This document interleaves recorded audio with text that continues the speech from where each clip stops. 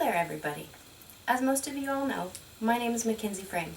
Today, I'd like to go over with you my descriptive speech of what it was like my first day back at college since having my daughter 8 months ago. As a comparison, you might use your kindergarten day. Your first day at kindergarten was pretty stressful. You didn't want to leave your parents. You had all this anxiety, you didn't know anybody, and you just wanted to run and hide under your bed. Well, that was kind of like my first day back at school.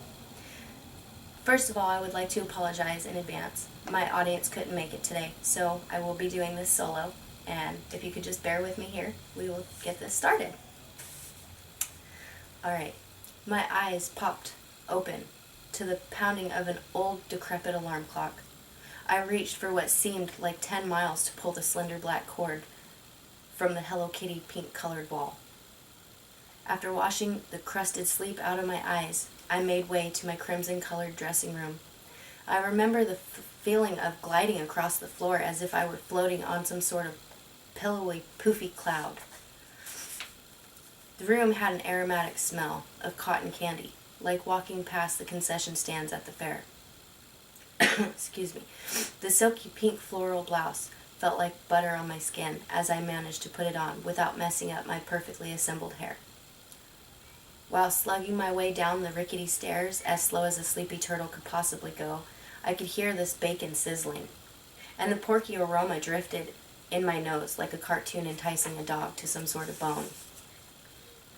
As the key turned to unlock the dented paint-chipped blue door of my old Honda, the click made a sound like popping the cap off a classic Coca-Cola bottle.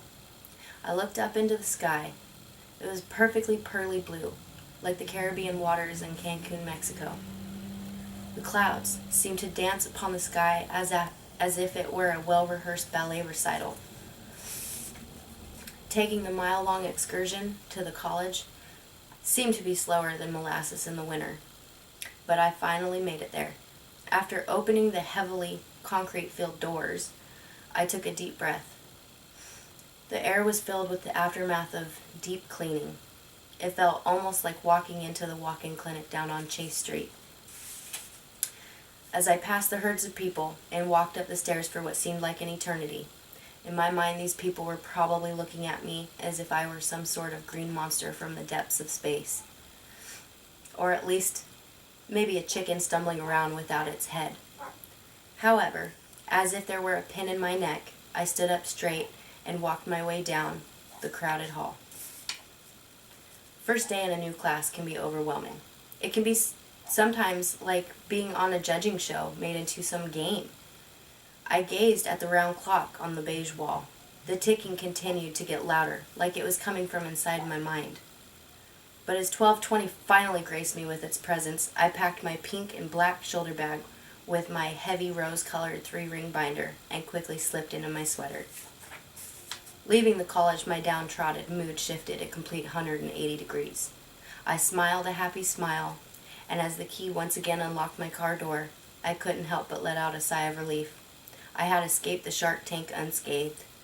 I slipped into my car like a kid on a slip and slide, and through the traffic I slowly made my way out of the college campus.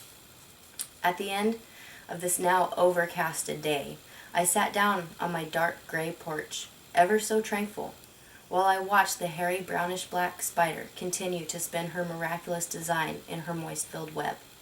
I couldn't help but feel giddy about myself for actually surviving my first day back. Ladies and gentlemen, I just want to thank you so very much for tuning in to my presentation, and I hope you all enjoyed it. Have a wonderful afternoon.